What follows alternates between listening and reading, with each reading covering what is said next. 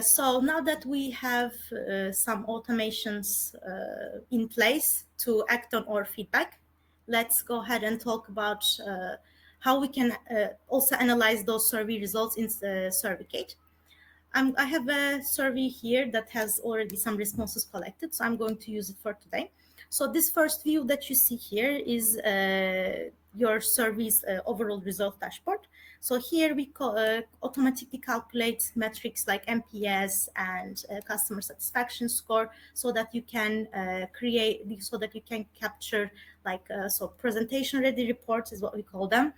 And add them to your presentation slides, reports, or any other place that you want to use them. You can also see some service specific metrics here, of course, like the service completion rate, number of views, etc. Like when we were setting up the merge text, the variables from the share tab, we also added some additional parameters to our survey URL. Those additional parameters are essentially going to help us to filter our survey results right here, so that we can actually get more, so that we can drill a little bit into our customers' feedback.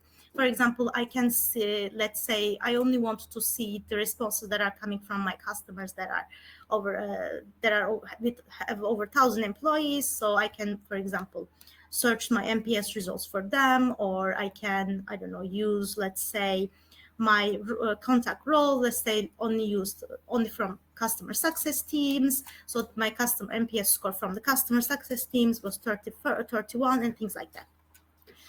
On the next tab, under individual responses, you can see respondent level analytics. Again, only test data here, no human data is used.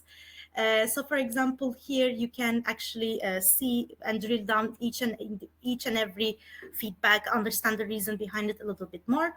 On the right side here, you will also get to see these attributes, this information about your customers, so that you know who is the person that's answering the survey.